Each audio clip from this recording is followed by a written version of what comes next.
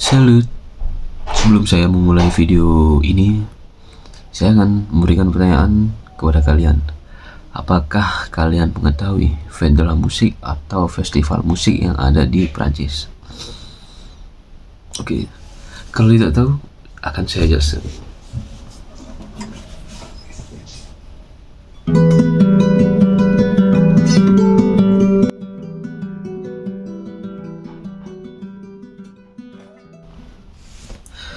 Pada suatu malam cerah musim panas, tepatnya 21 Juni 1982 di kota Paris dan seluruh Prancis, terdengar denting nada yang memanggil tiap hati.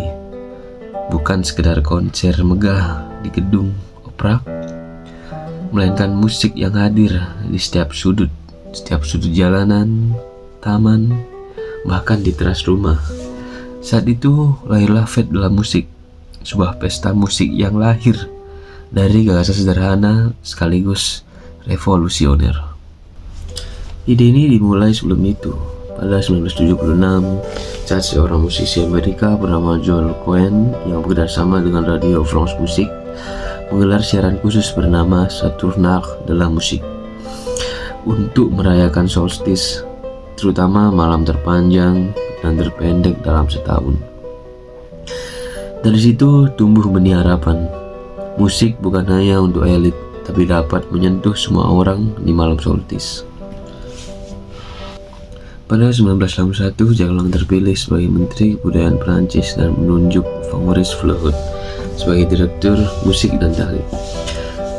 Dalam sebuah wawancara, Florent mencatat bahwa sekitar 5 juta orang Prancis, termasuk 1 dari warga muda, bisa memainkan alat musik. Tapi panggung mereka terbatas. Dari sinilah ide itu muncul, musik di mana-mana dan untuk siapa saja. Inspirasi demi inspirasi itu memuncak saat mereka memutuskan menciptakan event nasional. 21 Juni 1982 dijadikan Hari Musik.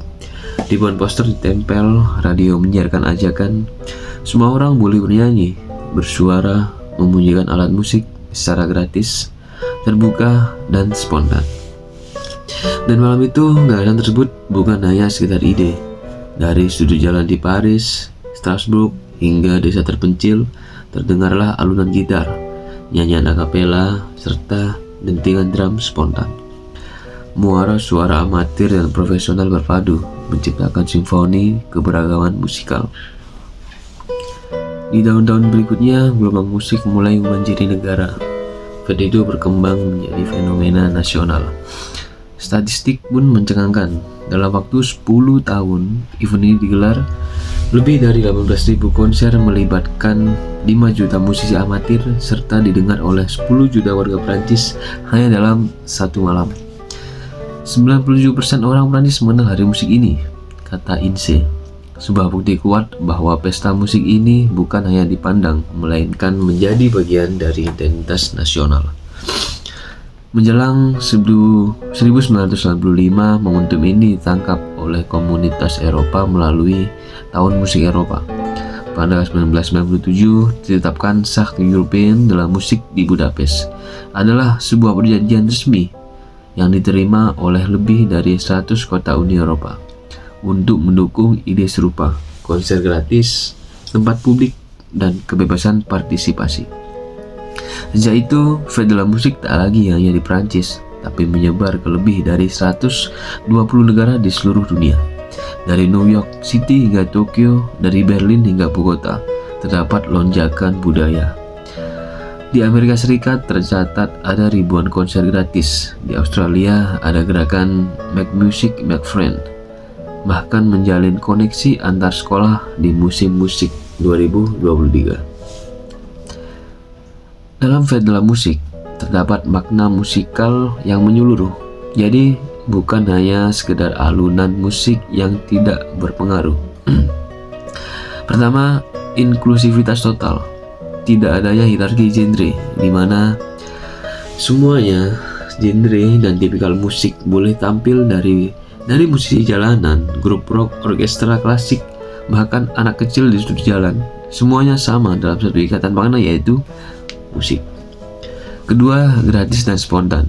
Semua orang bisa tampil kapan saja di ruang publik tanpa mengeluarkan biaya apapun, menggambarkan keterbukaan dalam seni bermusik yang mahal yang tidak ternilai harganya.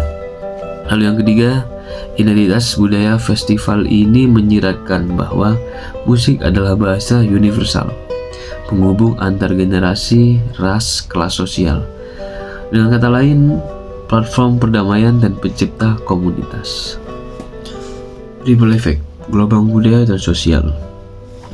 Festival musik bukan semata konser, ia adalah mekanisme budaya yang memantik. Pertama, penemuan bakat baru, rap orang pinggir jalan, folk tradisional dari desa terpencil, komposer remaja, aficionado jazz, semua berpotensi ditemukan oleh publik. Kedua, ekonomi kreatif dan pariwisata. Festival ini menumbuhkan ribuan acara berbasis komunitas dan menjadi magnet bagi turis. Ketiga, kesetaraan sosial, gratis dan tanpa batas. Festival ini menjembatani kesenjangan geografis dan kelas. Lebih banyak warga pedesaan hadir dibandingkan warga kota pada event konvensional. Dan yang keempat, inspirasi festival lain. Fête ini memicu munculnya Fête du Cinéma, Journée du Patrimoine, menciptakan budaya seni publik lainnya di belahan Eropa. Konfrontasi dan tantangan. Namun di balik kesuksesan ada tantangan. Pertama, pengawasan dan keamanan. Ribuan acara publik membutuhkan koordinasi antara pemerintah daerah, kepolisian, dan layanan darurat. Sementara esensi spontanitas tak boleh hilang. Yang kedua, pembiayaan. Meski gratis, perlu dukungan logistik dari SACEM, media, sponsor, Radio France, France Television, dan anggaran lokal. Menjaga agar industri musik tetap seimbang. Yang ketiga, menjaga inklusivitas. Saat profesional mulai menerapkan teknis tinggi, festival ini harus tetap menjadi ruang ekspresi juga bagi amatir dan selingan budaya. Yang keempat, perubahan iklim dan cuaca ekstrim. Solstice musim panas kini semakin tak dapat diprediksi. Panas ekstrim atau badai dapat memengaruhi festival, sehingga butuh siaga lebih. Dari malam pertama 1982 hingga edisi ke-43 di 2025, festival musik tetap berdiri teguh sebagai ruang sensor budaya kolektif. Musik dianggap sebagai bagian dari kehidupan sehari-hari. Ruang publik jadi panggung sosial yang hidup. Dan pada akhirnya, festival musik bukan sekedar festival. Ia adalah kisah tentang kenyataan bahwa apabila diberikan ruang, manusia akan berbagi harmoni, irama, tawa, bahkan air mata yang tertahan dalam bait lagu. Di malam musim panas terpendek, tiap suara kecil menjadi bagian dari suara besar, sebuah simfoni dunia. Dan saat Anda berjalan di jalan-jalan kota pada 21 Juni malam, berhenti sekejaplah untuk mendengarkan dalam denting gitar, tabuhan drum, dan nyanyian anak-anak jalanan. Ketahuilah Anda sedang menyaksikan lanjutan kisah yang dimulai dari idealisme Jack Lang dan Maurice Fleurus, dan kini sudah mempertemukan jutaan jiwa dari Paris ke Tokyo dan dari desa terpencil ke pusat kota. Dunia yang berbeda kini menyatu dalam satu malam, satu nafas musik, dan satu keyakinan. Musim panas adalah milik musik, dan musik adalah milik kita semua. Sekian dari saya. Terima kasih. Merci beaucoup.